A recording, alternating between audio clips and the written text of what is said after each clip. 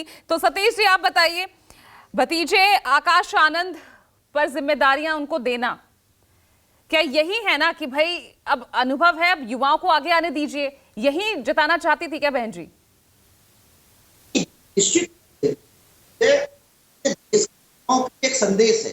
मेरा मानना यह है, देखिए हम भारत ऐसा है जहां सबसे ज्यादा औसत यंग पॉपुलेशन भारत बहुत ज्यादा है और युवाओं को मौका मिलना चाहिए, उनको तमाम क्षेत्रों में मौका मिलना चाहिए। लेकिन ये भी आप देखिए, भारत राजनीति अगर आप औसत आयु, भारत में 50 साल आयु में जो पॉलिटिकल लोग हैं तो उसको बोलते हैं युवा, युवा लीडर। 50 से 55 का लीडर भी जो है वो युवा कहलाता है। अगर पश्चिम पॉलिटिक्स में आप देखिए तो 50-55 साल की एज में वो अपनी पॉलिटिक्स सिर्फ होता है। अभी बहुत सारे कारण हो सकते हैं। मेरा मानना यह है कि तमाम दलों को जो युवा है, जो पावर है, जो उसका यूटिलाइजेशन, परिवर्तन अगर कोई भी ला सकता है तो कहीं कोई दो राय नहीं, अनुभव बहुत जरूरी है, लेकिन साथ में इस परिवर्तन की उम्मीद आप यूथ से कर सकते हैं। शायद ओल्ड एज व्यक्ति ऐसे डिसीजन लेकिन नहीं लग ले रहा है आपको सकता। बाकी राजनीतिक दल इसको फॉलो कर रहे हैं, जब आप खुद ही कह रहे हैं कि यहाँ पर 50-55 साल के नेता को युवा नेता कहा जाता है, तो क्या यहाँ पर कुछ ऐसा फॉलो किया जा रहा है? जब 80 साल के खड़गे वो कांग्रेस, राष्ट्रीय कांग्रेस के अध्यक्ष बन सकते हैं, तो कैसे ये सब साबित होगा? ये सवाल मुझसे पूछा है? बिल्कुल आपसे ही है सतीश जी। नहीं, आप देखिए देखिए देखिए, कांग्रेस का अपना डिसीजन है। अगर खड़गे जी की एज है तो देश के प्रधानमंत्री जी की भी एज होगी ना, राजनाथ सिंह जी की भी एज होगी ना। देखिए, एक दल के एक व्यक्ति बात करके कहीं ना कहीं हम नाइंसाफी कर रहे हैं। अब ये समय है, भारत की राजनीति में तमाम युवाओं का प्रवेश होना चाहिए। अक्सर भारत की राजनीति का युवा क्यों नहीं प्रवेश कर पाता, उसके बहुत सारे कारण है। कि भारतीय राजनीति में जाने के या तो आप ट्रेड यूनियन हो जाएंगे, या आप युवा शक्ति सबसे ज्यादा कहां से आती है? छात्र राजनीति से आती है। लेकिन आप ये देखेंगे कि जब से लिंगो कमेटी के आधार पर चुनाव भारत में होने शुरू हो गए हैं, तो हम ये उम्मीद नहीं कर सकते। जब आप छात्र राजनीति को खत्म कर रहे हैं, यानी कि जो जहां जहां सबसे ज्यादा युवा पॉलिटिक्स जो राजनीति में प्रवेश करती है, वो तो आपने बंद कर दिया ना। तो अगर वो रास्ता आपने छात्र पॉलिटिक्स का बंद कर दिया, छात्र संघ चुनाव कहीं हो नहीं रहे, अगर हो रहे हैं तो वो लिंगो कमेटी के आधार पर हो रहे हैं, और लिंगो कमेटी के आधार पर कोई भी व्यक्ति किसी के खिलाफ मुकदमा दर्ज करा देता है, वो तमाम न्यायालय जो के अंदर चले जाते हैं। तो मेरा कहना यह है कि अगर भारतीय राजनीति में युवाओं को शामिल करना है, उनको रखना है, तो वो पूरे देश में छात्र संघ चुनाव के ऊपर जो रोक है वो भारी होनी चाहिए। वही एक तरीका है।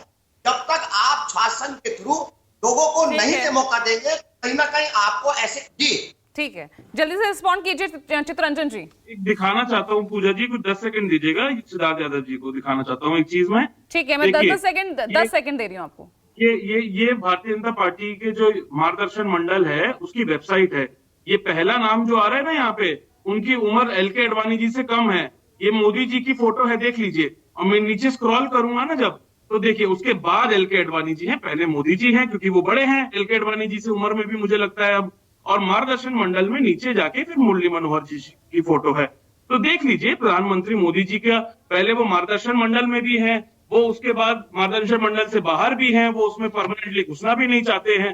तो ये कंफ्यूजन की जो स्टेज है भारतीय जनता पार्टी में, वो सिद्धार्थ यादव जी क्लियर करें प्लीज। सिद्धार्थ, ये कंफ्यूजन ही दिख रही है आज आपके बयानों से भी, यही विरोधाभास नजर आ रहा है। सिद्धार्थ 10 सेकंड में। सबसे क्लियर मैं ही था आज आपकी पूरी डिबेट पे, पर आपको विरोधाभास लगा तो मैं कुछ नहीं कर सकता। फिर भी मैं स्पष्ट कर देता हूं। पहले तो मैं दुरुस्त कर देता हूं ईशान जी की थोड़ी जानकारी को। उन्होंने कहा कि कांग्रेस पार्टी जब इतिहास में आई थी तो हमने 18 साल का वोटिंग राइट दिया।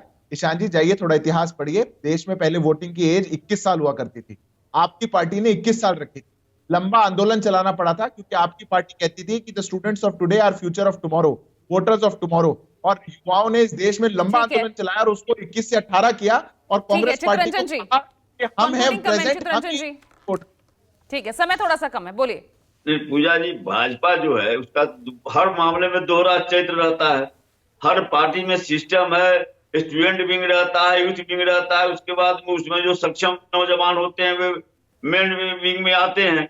ये तो हर पार्टी में है। अब क्योंकि भाजपा का जो दोहरा चरित्र है वो जो है सो अपने अनुसार उसको डिफाइन करता है, अपने अनुसार डिफिनेशन करता है। यह तो उसका पुराना चरित्र रहा है भाजपा का। ठीक है, ठीक है, तो देखिए आज की चर्चा हमारी इसी बीच थी। और बृजमोहन जी, अगर आप भी कुछ कहना चाहते हैं 10 सेकंड में आपको दे सकती हूँ। मैं तो सिर्फ पूजा जी ये कहूंगा, एक तो सबसे आपने बहुत अच्छा विषय चुना है, क्योंकि देश पे इस पे चर्चा होना चाहिए। ये हमने जहां तक नहीं चुना, बात- ये आपने हमें दिया बृजमोहन जी। हम लोगों ने दिया, पर आपने उसको आगे बढ़ाया, इसके लिए मैं आपको धन्यवाद करता हूं। देखिए, मुद्दा इसमें यह है, दो चीजें, एक होता है पार्टी का फैसला और एक होता है जनता का निर्णय। हाँ। आज जैसे जनता का निर्णय आदरणीय नरेंद्र मोदी जी के पक्ष में, वो युवाओं को भी मात दे रहे हैं, और पार्टी का फैसला होता है जहां पार्टी ये निर्णय लेती है कि हमारी पार्टी का नेतृत्व कौन करेगा। जैसा कि राष्ट्रवादी कांग्रेस पार्टी में तय हुआ कि इसका ठीक है। नेतृत्व आदरणीय अजीत दादा पवार और प्रफुल्ल पटेल करेंगे। ठीक है, तो ये अनुभव दो- यहाँ पर ज्यादा हावी रहता है या युवा? सभी राजनीतिक दलों के अपने अपने तर्क और वितर्क हैं, और वही हमने आज जानने की कोशिश की। बहुत बहुत शुक्रिया आप सभी का हमारे साथ इस चर्चा में जुड़ने के लिए। आज के लिए ब्रेकिंग विद एजेंडा में इतना ही। नमस्कार।